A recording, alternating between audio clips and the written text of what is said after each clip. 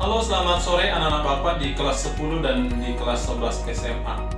Nah, pada pembelajaran kali ini, harusnya kan Bapak mengajar kalian secara tatap muka di sekolah, tetapi karena sesuatu hal, saya menjelaskan materi melalui video pembelajaran ini ya.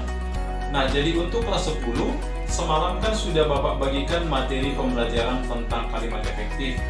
Demikian halnya dengan kelas 11, tadi juga sudah Bapak bagikan materi pembelajaran tentang kalimat efektif.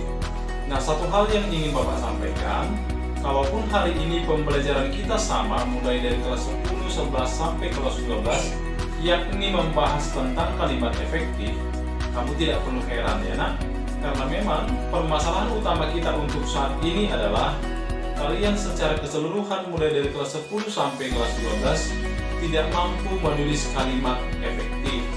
Nah, jadi sebagai tambahan dari materi yang sudah Bapak bagikan, pada video pembelajaran ini saya akan menjelaskan apa-apa saja yang menyebabkan kalimat yang kamu tulis itu tidak efektif. Nah, untuk itu anak-anak Bapak berharap simaklah pembelajaran hari ini.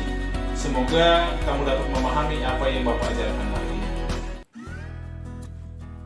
Yang pertama, kalimat yang efektif itu harus mengikuti PUEBI atau sesuai dengan PUEBI.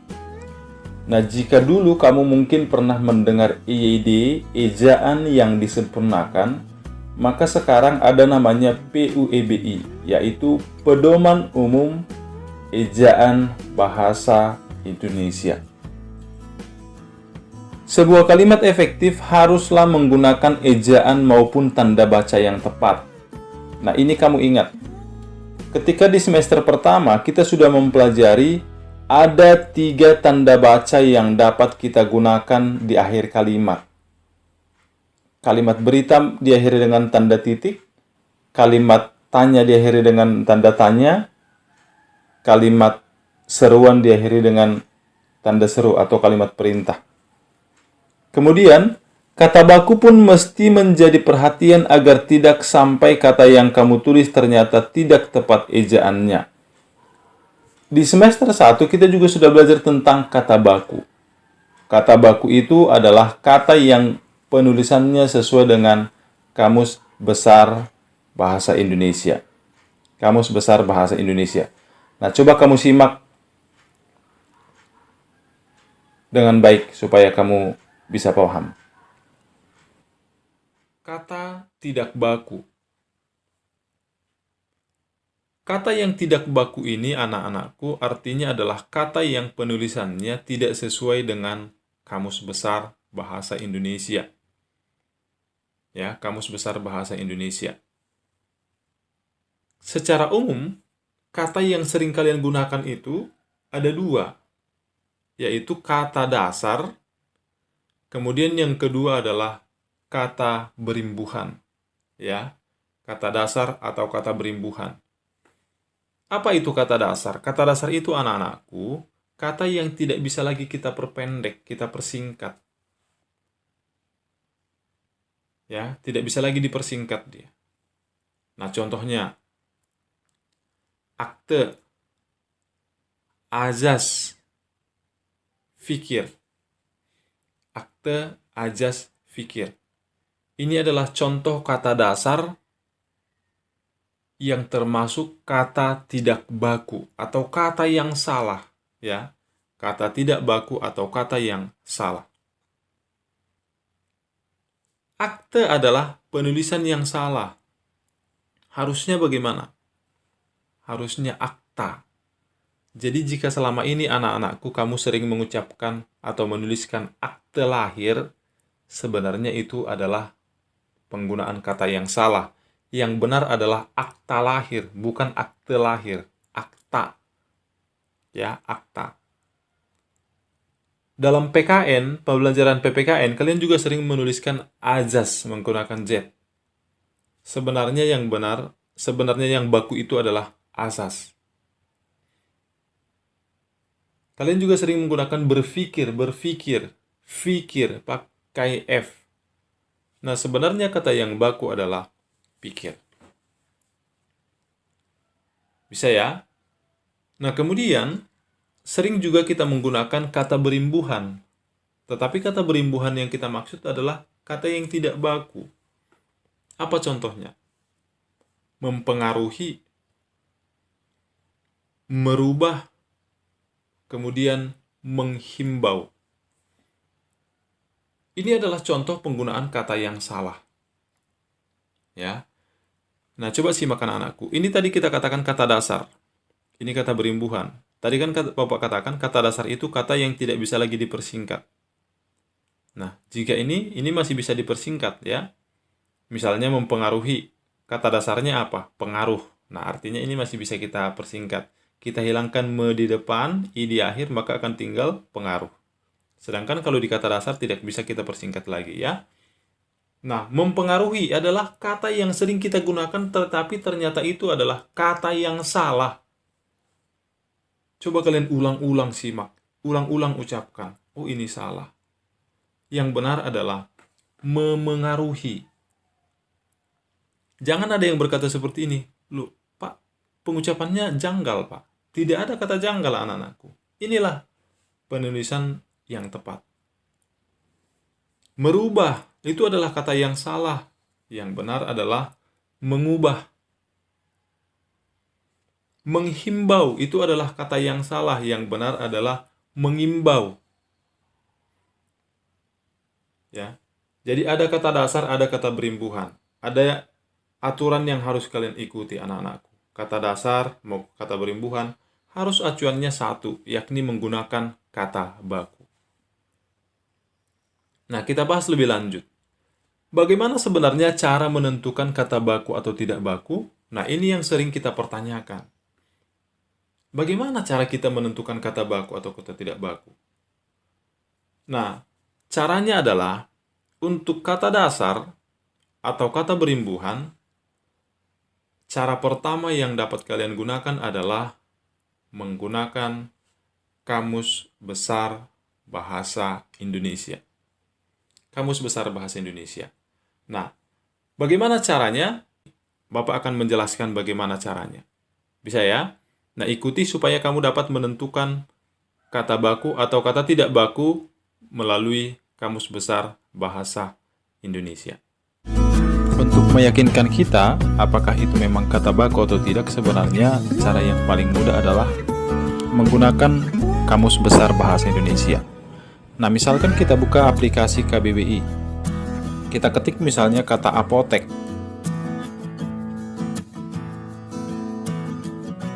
Nah, ketika apotek yang kita cari, maka akan ada muncul pengertian seperti ini. Toko, tempat meramu, dan seterusnya.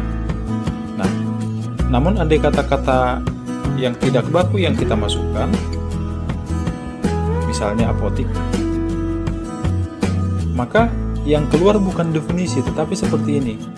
Apotik, bentuk tidak baku. Kita ingin membuktikan kata baku apakah mempengaruhi atau memengaruhi. Mari kita sama-sama kita saksikan. Nah, kita masuk ke aplikasi Kamus Besar Bahasa Indonesia. Kita masukkan kata mempengaruhi.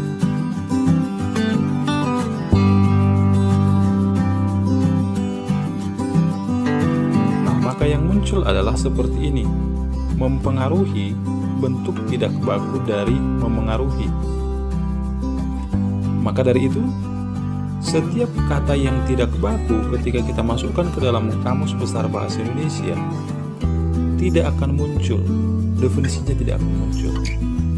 Nah, sebaliknya mari kita buktikan dengan mengelik atau mengetik memengaruhi.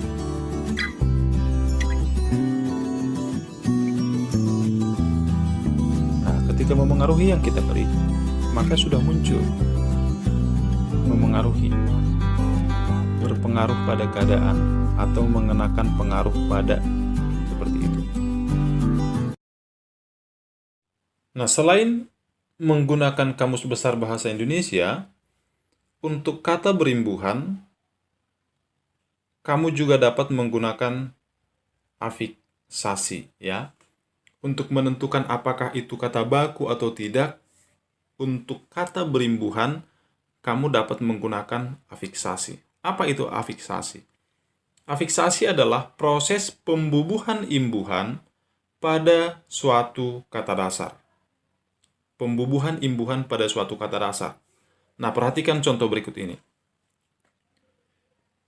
Misalkan ada soal anak-anakku. Mempengaruhi atau memengaruhi, manakah yang baku? Langkah pertama tadi kan kita menggunakan Kamus Besar Bahasa Indonesia. Lalu kan yang menjadi pertanyaannya, bagaimana seandainya kita tidak punya kamus? Atau ketika kita ujian, kita kan tidak mungkin menggunakan kamus. Bagaimana solusinya? Tadi sudah saya katakan, kita gunakan afiksasi. Nah, coba kamu dengarkan, kamu perhatikan ini. Mempengaruhi atau memengaruhi, mana yang benar? Nah, coba perhatikan ya. Kita harus beranjak dari kata dasar. Mempengaruhi atau memengaruhi itu berasal dari kata dasar pengaruh. Ya, ini pengaruh. Nah, coba kamu simak. Pengaruh. Pengaruh huruf pertamanya adalah P. Pengaruh itu huruf pertamanya adalah P. Maka cara menentukannya adalah kita cari 3 kata yang juga dari huruf P, anak-anakku. Kata dasar yang huruf pertamanya juga P. Ini ya. Nah, misalnya apa? Pijat. Dari P ya. Iya, dari P. Ini pengaruh, ini pijat. Dari sama-sama dari P. Yang kedua, paku. Itu juga dari P. Yang ketiga, putar. Itu juga sama-sama dari P. Pengaruh P, pijat P, paku P, putar P. Nah, langkah berikutnya bagaimana? Langkah berikutnya adalah kita masukkan ini, anak-anakku, kita gabungkan dengan awalan me. Ini kan awalan me ini, me. Nah, misalnya kita pakai pijat. Perhatikan. Me tambah pijat menjadi apa, anak-anakku? Memijat kan? Apa pernah kalian berkata mempijat? Tidak kan? Yang benar adalah memijat. Tidak pernah kan kalian mengatakan mempijat? Yang kalian katakan adalah memijat. Yang kedua, sekarang kita masukkan kata paku. Apa yang kita ucapkan? Memaku kan? Me tambah paku itu memaku, bukan mempaku. Mempaku, itu salah. Yang benar adalah memaku.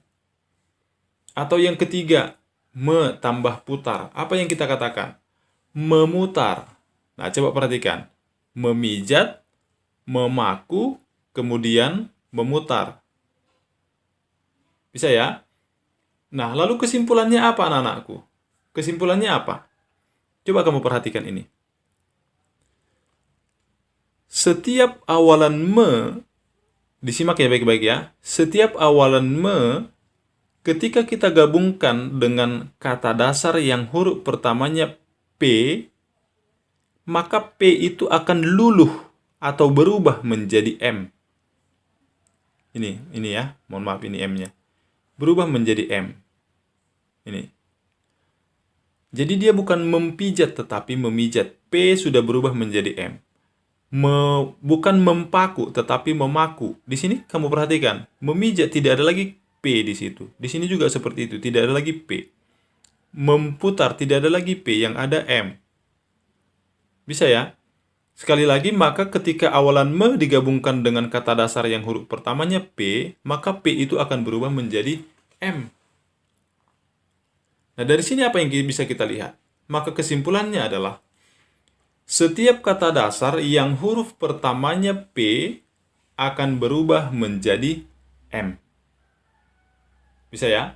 Setiap kata dasar yang huruf pertamanya P akan berubah menjadi M. Lalu kita kembali ke contoh yang tadi. Mana yang benar? Mempengaruhi atau memengaruhi?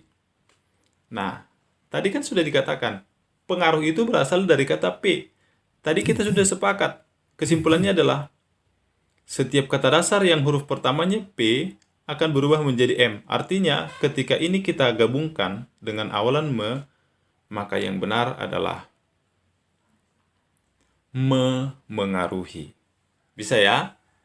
Nah, seperti itu anak-anakku. Jadi nanti kalau misalnya kalian ada kata yang baru, misalnya memperbarui atau memperbaharui, langkah pertama adalah tentukan dulu kata dasarnya. Lalu cari kata dasar yang huruf pertamanya sama. Seperti ini tadi. Bisa ya? Nah, perhatikan contoh berikut ini.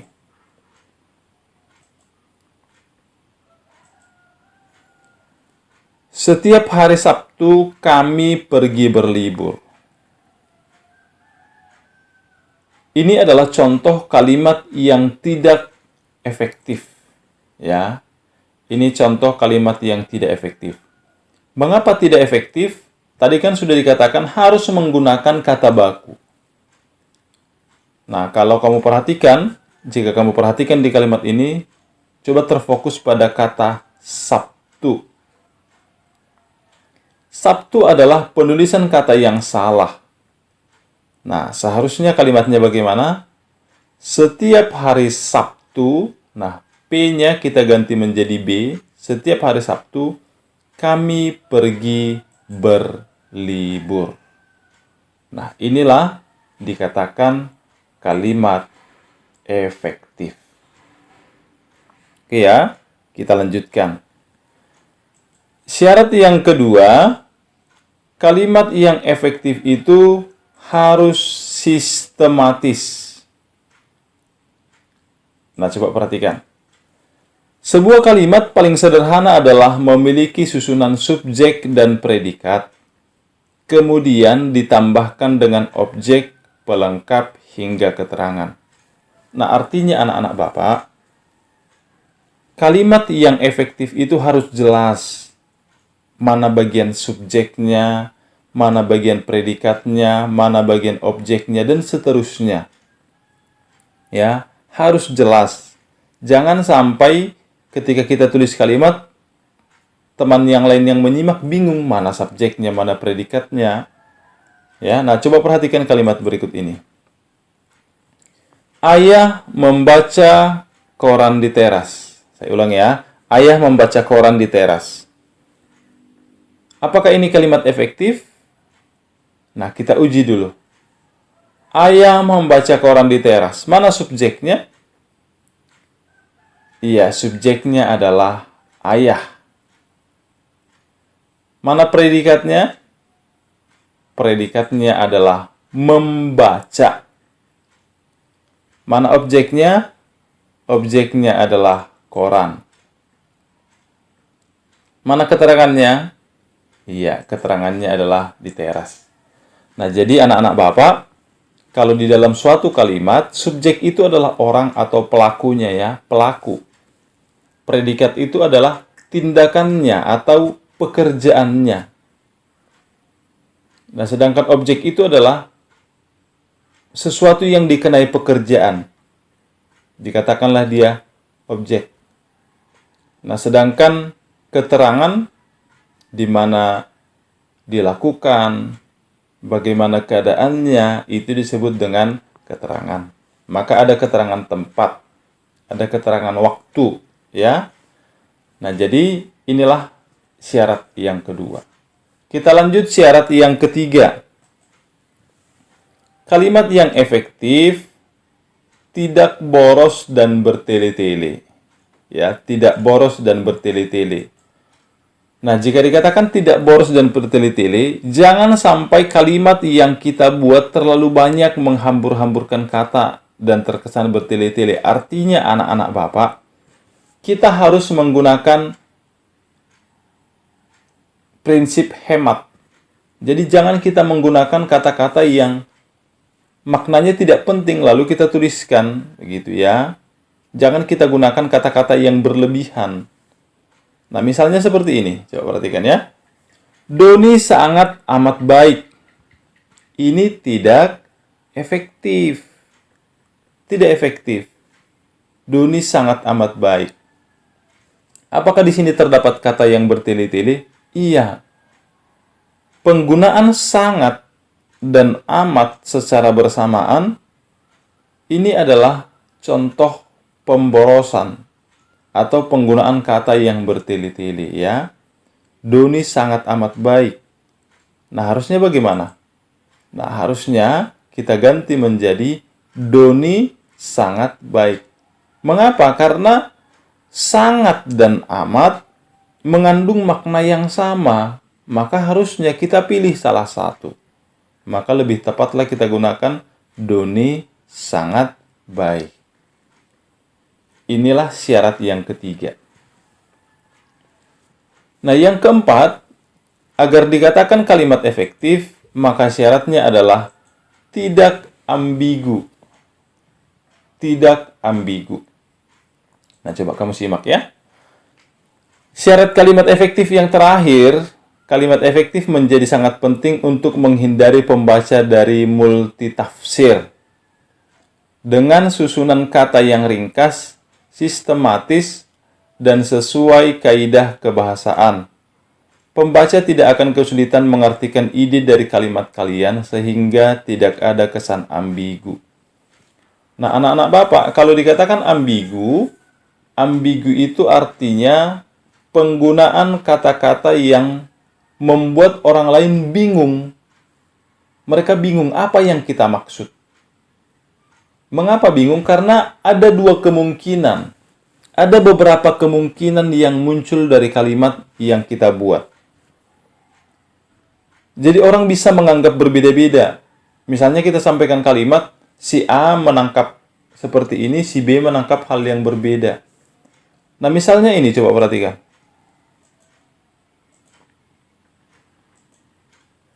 Tolong jangan beritahu kepada Rina. Ini adalah kalimat yang ambigu, anak-anak Bapak. Mengapa dikatakan ambigu?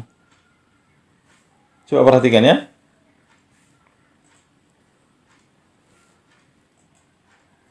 Kalimat yang ada di atas menimbulkan keambiguan dari orang yang mendengarnya. Sebab penggunaan kata tahu tersebut memiliki dua makna, yaitu tahu yang dimaksudkan adalah sebuah makanan atau tahu yang dimaksud adalah informasi tertentu. Nah, coba perhatikan. Tolong jangan beritahu kepada Rina. Ini adalah kalimat yang tidak efektif, ambigu. Orang dapat menanggapi dengan arti yang berbeda. Misalnya begini, tolong jangan beritahu kepada Rina. Ada orang yang mengartikan agar jangan diberikan makanan tahu kepada Rina. Tahu, sejenis makanan. Tahu kan bakaran kan? Tolong jangan diberikan tahu kepada Rina.